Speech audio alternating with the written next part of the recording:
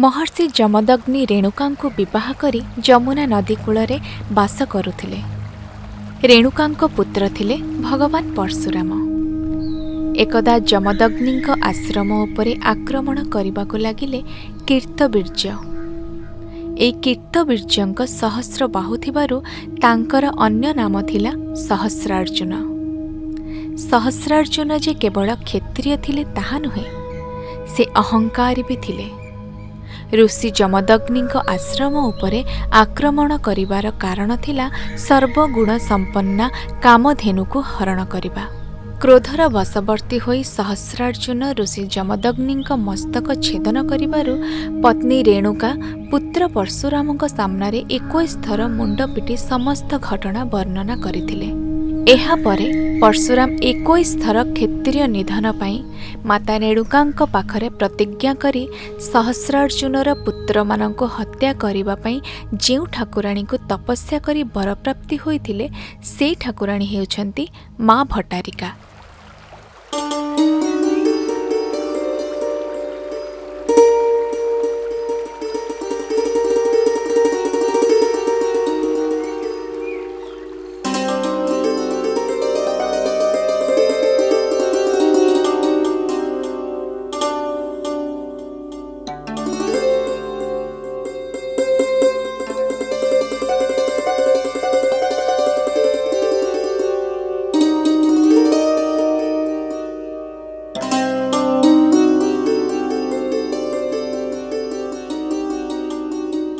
माँ भट्टारिका हेउछंती बड़म्बा गड़र अधिष्ठात्री देवी। बड़म्बा को गड़ कहिबार अर्थ समग्र बड़म्बा हेउछि एक गड़जात अंचल। गड़जात राजवंशर प्रतिष्ठाता चंद्रवंशीय क्षेत्रीय वीर हट्टकिशोर और मल्लकिशोर। हट्टकिशोर और मल्लकिशोर हेउछंती दुई भाई। ए दुई भाई मिसी ए गाँर नाँ रखिथिले बड़म्बा।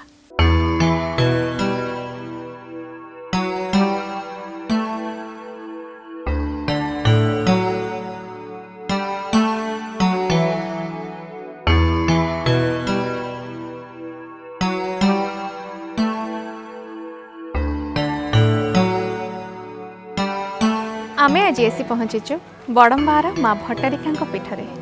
आसंतु माँ भट्टारिका इतिहास विषय जानिबा एवं माँ आशीर्वाद लाभ करिबा।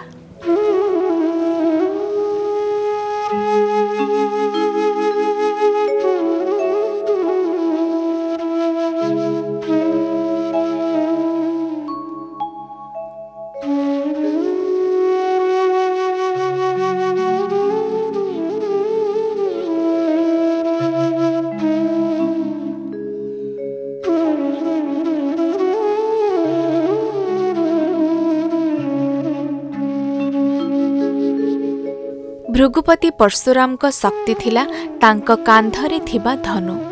जेउठारे से धनु को स्थापना करुथिले सेठारे माटीर किछि अंश तळकु दबी जाउथला।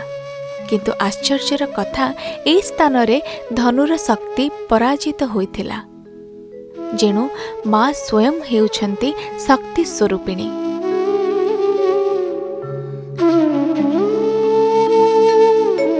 परशुराम अनेक स्थान भ्रमण करिछन्ति, किंतु शेषरे से एई स्थान को निर्वाचित करिछन्ति तपस्या पाई। तपस्या रे समग्न हेबा पाई से दिन परशुराम तीर मुनरे जेउ नवदुर्गा देवी मूर्ति अंकन करिथिले से देवी ही वर्तमानर माँ भट्टारिका।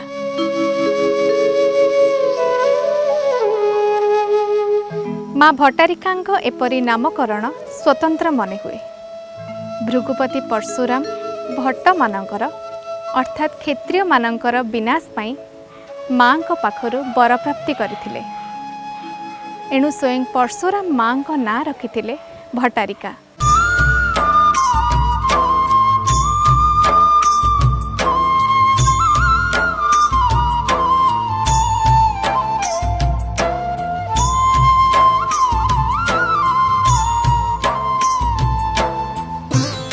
माँ जो पहाड़र पाददेश पूजा पाउछन्ति से पहाड़र ना रत्नगिरी। रत्नगिरीर पादतले महानदी कुळुकुळु नादरे प्रवाहित। दिने महानदी आ पहाड़र सौंदर्य परशुराम को आकृष्ट करिथिला।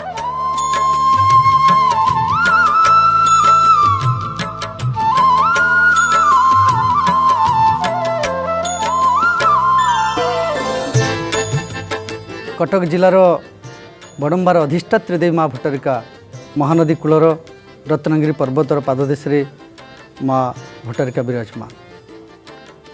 ए पीठ हूँ परशुराम को पीठ। परशुराम को पिता जमदग्नि को सहस्रार्जुन वध करथिले। परशुराम प्रतिज्ञाबद्ध करथिले पितार प्रतिशोध नेबाई। से समय तांको मातृहत्या दोष भी लगी थाए। से परशु खसु नथिला। चारिआडे भ्रमण करछंती। से हाथ में से परशु सेमती लगिक रही। भ्रमण समय परशुराम ये रत्नगिरी पाद देला परे तांग हाथ परशु खसी जाइथिला। से जानिपारले एठी किछि गोटे शक्ति अछि। से सेई जगार तपस्यारत हेले।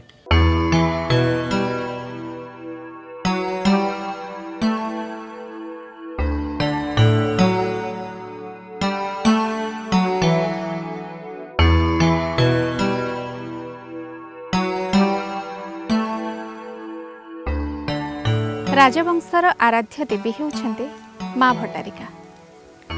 माँ भट्टारिका अन्य नाम बृहदम्बा। केउ आवाहन कालरू माँकर एठी पूजार्चना हेउछि ताहा सठिक भावे कहि हेउनाही। ए गाँर नाम शशांक। ए गाँर प्रतिटी मनीष माँ को भरोसा बाट चलते। एठी सूरज हुए माँ को नारे आउ संजय भी हुए माँ को नारे।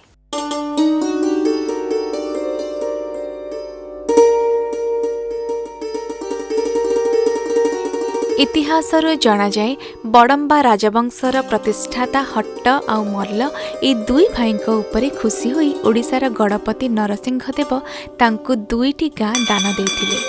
आज सेई दुईटी गाँ मिसी संखा मारी होइथिबा देखिबाकु मिले।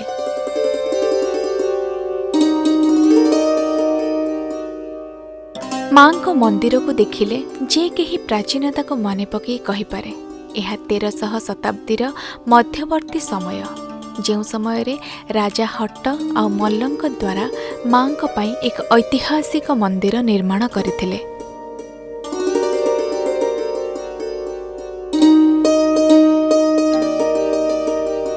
हट्ट और मल्लंक संपर्क रे अनेक रोचक तथ्य मध्य सुनिबाकु मिले। ए बड़म्बार अन्य एक गाँ हैला बालीछर।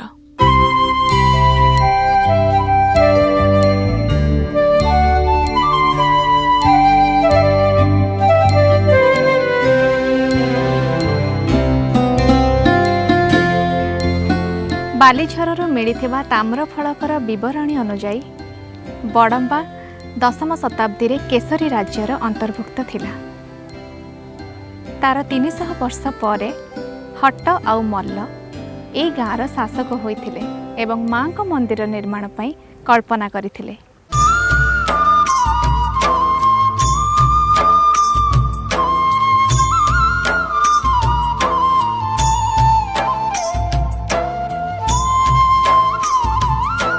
आमे वर्तमान जेउ मंदिर को देखुचंती एहा जमारू प्राचीन मंदिर नुहे।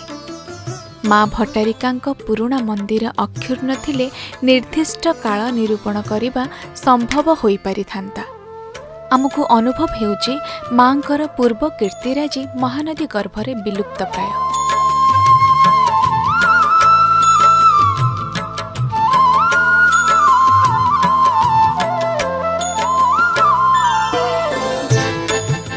विभिन्न समय रे विभिन्न शासक मानक द्वारा माँ को मंदिर निर्माण संभव हो पारिछे। आम पाखरे जहाँ तथ्य अछि वर्तमान नुआ मंदिर पुराणा मंदिरर ध्वंस स्तूप उपरे प्रतिष्ठित। फकीर मंगराज महापात्रंक द्वारा वर्तमानर मंदिर निर्मित होइथिबा बेले मंदिर मुखशाला पद्मनाभ मंगराज निर्माण करिछन्ते। मंदिर जगमोहन दासरथी मंगराज द्वारा निर्मित होइछे। केवल सेतिकी नुहे, आश्विन मास महाष्टमी दिन जो प्रसिद्ध यात्रा ए पीठरे अनुष्ठित हुए ताहा फकीरचंद्र मंगराज समय रे आरंभ होइथिबा प्रमाण मिले।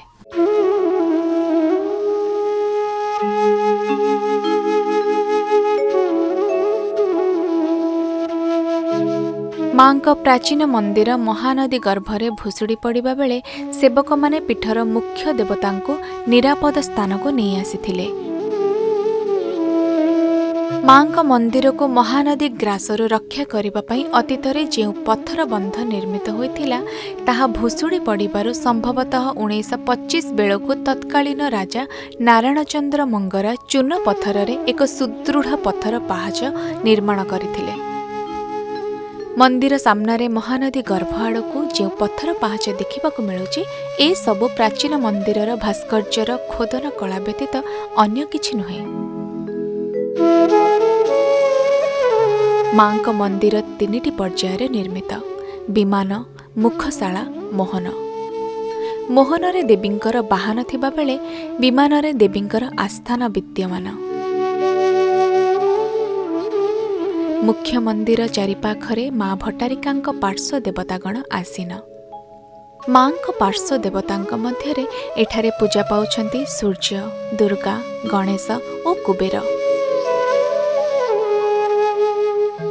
ମା ଭଟ୍ଟାରିକାଙ୍କ ପାଇଁ ନିର୍ମିତ ହୋଇଥିବା ଏହି ମନ୍ଦିରକୁ ଦର୍ଶନ କଲେ ଅନୁଭବ ହେବ ଅହାଜୈନ ଅବା ବୌଦ୍ଧ ସ୍ଥାପତ୍ୟ କାଳର ଏକ ଚରମ ନିଦର୍ଶନ। ପ୍ରକୃତରେ ଭୃଗୁପତି ପରଶୁରାମଙ୍କ ସିଦ୍ଧି ପ୍ରାପ୍ତି କିମ୍ବଦନ୍ତୀଙ୍କୁ ଏହି ପୀଠ ବକ୍ଷରେ ବହନ କରି ପ୍ରସିଦ୍ଧି ଲାଭ କରିଛି। ଏହାର ଜ୍ୱଳନ୍ତ ଉଦାହରଣ ହେଲା ଭଗବାନ ପରଶୁରାମଙ୍କ ଏକ ବିରଳ ପ୍ରତିମୂର୍ତ୍ତି।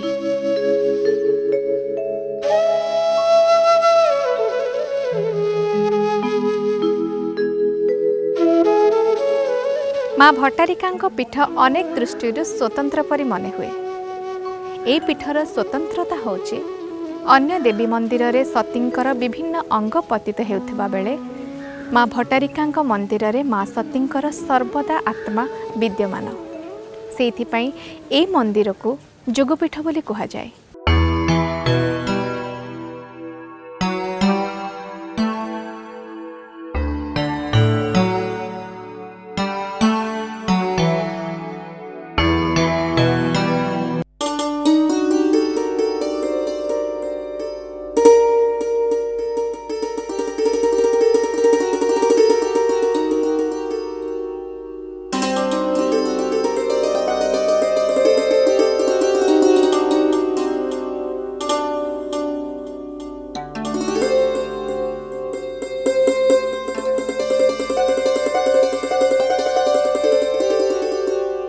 ମା ଭଟ୍ଟାରିକା ସକଳ ମଙ୍ଗଳଦାୟିନୀ, ମା ହେମାଙ୍ଗୀ ଓ ଜୀବତୀ।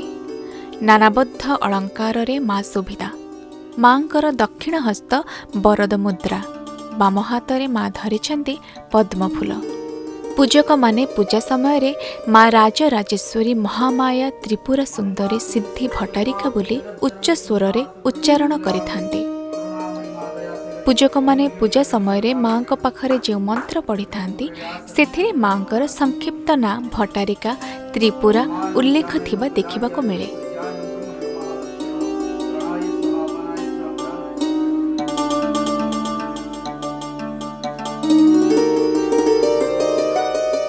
ମା ଭଟ୍ଟାରିକା ଯେଣୁ ତ୍ରିପୁରା ସମ୍ପର୍କରେ ଆମେ ଆପଣଙ୍କୁ ସୂଚନା ଦେବାକୁ ଚାହିଁବୁ। ବିଭିନ୍ନ ଶାସ୍ତ୍ରରେ ମାଙ୍କ ସମ୍ପର୍କରେ ବର୍ଣ୍ଣନା କରାଯାଇଛି। ପ୍ରଳୟ ପରେ ମା ସ୍ୱୟଂ 3 ଲୋକକୁ ପୁନଃ ପୂର୍ଣ୍ଣ କରିଦେଇଥିବା ଯୋଗୁଁ ମା ସ୍ୱୟଂ ତ୍ରିପୁରା ନାମରେ ଖ୍ୟାତ।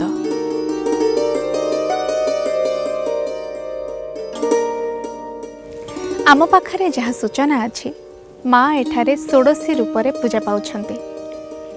ଦଶମ ମହାବିଦ୍ୟାରେ ଶ୍ରୀ ଷୋଡ଼ଶୀ ହେଉଛନ୍ତି ତୃତୀୟ ମହାବିଦ୍ୟା। ପରାଶକ୍ତିରୁ ପ୍ରକଟ ହୋଇ ତ୍ରିମୂର୍ତ୍ତିଙ୍କୁ ସୃଷ୍ଟି କରିଥିବାରୁ ମାଙ୍କ ନାଁ ହେଉଛି ତ୍ରିପୁରା। ଲୋକମୁଖରେ ମା ଏଠାରେ ତ୍ରିପୁରା ସୁନ୍ଦରୀ ନାମରେ ପରିଚିତା।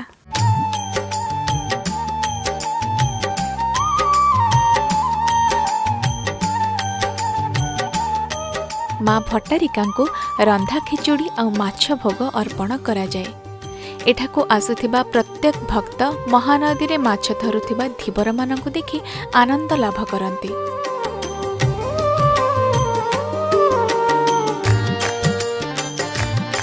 ମା ଚକ୍ର ସାଧନାର ପ୍ରତୀକ ଦେବୀ ସାକ୍ଷାତ ମହାଲକ୍ଷ୍ମୀ ରୂପିଣୀ ଦେବୀ। ମା କୁଳଦେବତା ରୂପେ ଶାନ୍ତ ରୂପିଣୀ, କିନ୍ତୁ ମାଙ୍କ ରୂପରେ ଉଗ୍ର ଅବତାରକୁ ଆରୋପ କରାଯାଇ ସୁନାରେ ତିଆରି ନରମୁଣ୍ଡା ମାଳ ପିନ୍ଧାଇ ନରମୁଣ୍ଡ ମାଳିନୀ କାଳୀ ରୂପରେ ସଜେଇ ଦିଅନ୍ତି ପୂଜକମାନେ।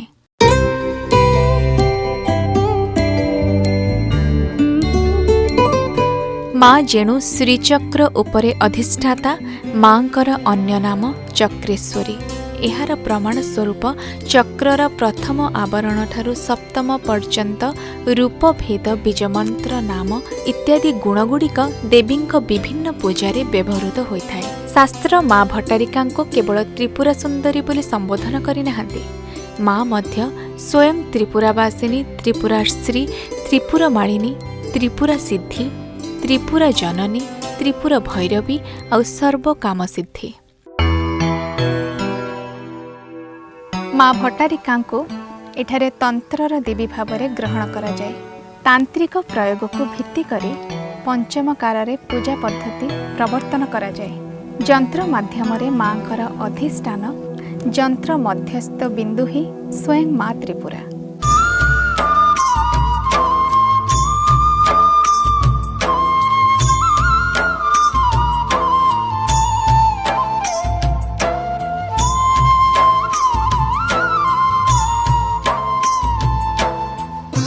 ମାଙ୍କ ଧ୍ୟାନରେ କୁହାଯାଇଛି ତ୍ରିପୁରା ଭଟ୍ଟାରିକା ବି ମୁଣ୍ଡମାଳା ବିଭୂଷିତା। ସେଇଥିପାଇଁ ମାଙ୍କୁ ମୂଳମନ୍ତ୍ର ଭାବରେ ପୂଜା କରାଯାଏ। ମା ଭଟ୍ଟାରିକା ନବମୂର୍ତ୍ତିର ସମାହାର ହେଲେ ସୁଦ୍ଧା ମାଙ୍କୁ ନବଦୁର୍ଗା କୁହାଯାଇପାରିବନି। ଏଠାରେ ଯେଉଁ ନବଦେବୀ ଦେଖିବାକୁ ମିଳେ, ସବୁ ଦେବୀ ଦ୍ୱିଭୁଜା। ଉଗ୍ର ମୂର୍ତ୍ତିମାନଙ୍କ ହାତରେ ଶୋଭା ପାଉଛି ଖଡ୍ଗ। ନବଦେବୀଙ୍କ ମଝିରେ ଲଳିତାସନ ଆସୀନା ହୋଇଛନ୍ତି ମା ଭଟ୍ଟାରିକା। ମାଙ୍କ ପାଦରେ ନୂପୁର, କଟିରେ କିଙ୍କିଣୀ, ହାତରେ ବଳୟ, ମୁଖମଣ୍ଡଳରେ ପ୍ରସନ୍ନତା ବେଶ୍ ସ୍ପଷ୍ଟ। ପଞ୍ଚମ ଶତାବ୍ଦୀର ମା ବିରଜାଙ୍କ ସହ ମା ଭଟ୍ଟାରିକାଙ୍କର କେତେକ ସାମଞ୍ଜସ୍ୟ ଦେଖିବାକୁ ମିଳେ। କିନ୍ତୁ ମା ବିରଜା ହେଉଛନ୍ତି ମହିଷାମର୍ଦିନୀ ରୂପୀ। ମା ଭଟ୍ଟାରିକା ଶାନ୍ତ ଓ ସୌମ୍ୟ ବିଗ୍ରହ।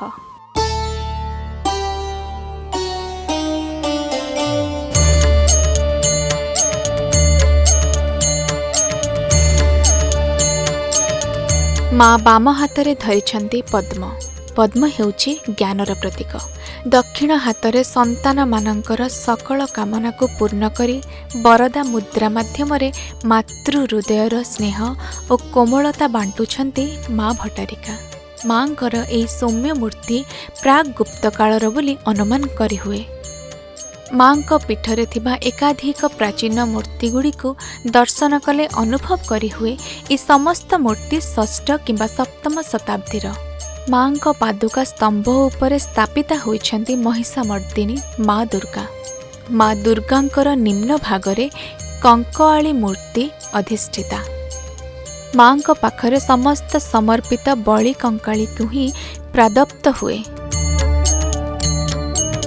ଏଠି ଭକ୍ତମାନେ ଯେଉଁ ଭକ୍ତ ଅପୁତ୍ରିକ ଥାନ୍ତି, ମାଙ୍କର ପାଦୁକ ପାଣିରେ ସ୍ନାନ କରି ମାଙ୍କର ପ୍ରସାଦ ସେବନ କରି ପୁତ୍ର ଲାଭ କରନ୍ତି। ଗୌଡ଼ ସେବାସୀମାନେ ତାଙ୍କ ଗୋରୁ ଗାଈଙ୍କର ଶରୀର ଆରୋଗ୍ୟ ପାଇଁ ମାଙ୍କର ମାର୍ଜନା ପାଦୁକ ଆଉ ଏ ପାହାଡ଼ର ଡାଳ ନେଇ ତାଙ୍କ ଶରୀରରେ ସିଞ୍ଚନ କଲେ ଶରୀର ଆରୋଗ୍ୟ ହୁଏ। ଏ ପରମ୍ପରା ଲାଗି ଆସିଛି, ଏବେ ପର୍ଯ୍ୟନ୍ତ ଚାଲିଛି।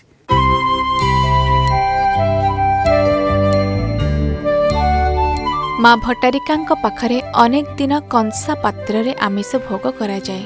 କିନ୍ତୁ ଏ ଆମିଷ ଭୋଗ ଭଟ୍ଟାରିକାଙ୍କୁ ସମର୍ପଣ କରା ନ ଯାଇ ତାଙ୍କର ସହଚରୀମାନଙ୍କୁ ସମର୍ପଣ କରାଯାଏ। କୈବର୍ତ୍ତମାନେ ସବୁଦିନ ମହାନଦୀରୁ ମାଛ ଧରି ମାଙ୍କ ପୀଠରେ ଯୋଗେଇଥାନ୍ତି। କୈବର୍ତ୍ତମାନଙ୍କ ବ୍ୟତୀତ ଧୁଲିଆ କାହାଳିଆମାନେ ମଧ୍ୟ ମାଙ୍କ ସେବାରେ ନିଯୁକ୍ତି ଥାନ୍ତି। ପ୍ରତିଦିନ ହଳଦୀ କୁଙ୍କୁମରେ ମାଙ୍କର ମାଜଣା ହୁଏ। ଅଳଙ୍କାର ଲାଗି ହେବା ପରେ ବଲ୍ଲଭ ଭୋଗ କରାଯାଏ। ଏହାପରେ ମାଛ ଭଜା ଖେଚୋଡ଼ି ଭୋଗ ହୁଏ।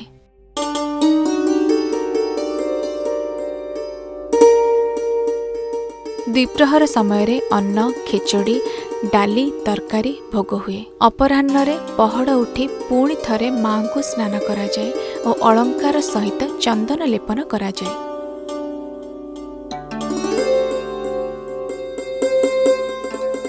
ମାଙ୍କର ବଡ଼ ପର୍ବ ହେଉଛି ଦୁଇଟି ପର୍ବ।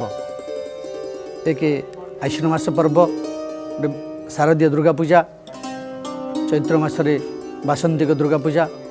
ଏ ଦୁଇଟି ପର୍ବ ହେଉଛି ମାଙ୍କର ବଡ଼ ପର୍ବ। राति 3 रु माँ मार्जना कार्य चले।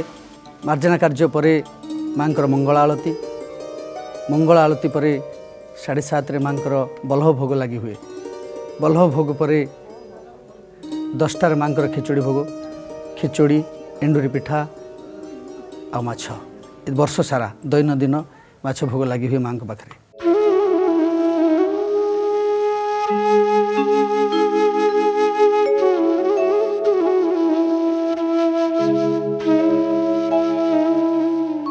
माँ भट्टारिका पाखरे पणा संक्रांति, अक्षय तृतीया, देवी शयन इत्यादि शारदीय पूजा पालन करा जाउथला।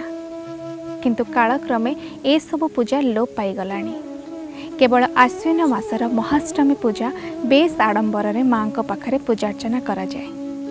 आज मध्य माँ भट्टारिका पाखकु लोक माने बणभोजी करबा पई आसंती।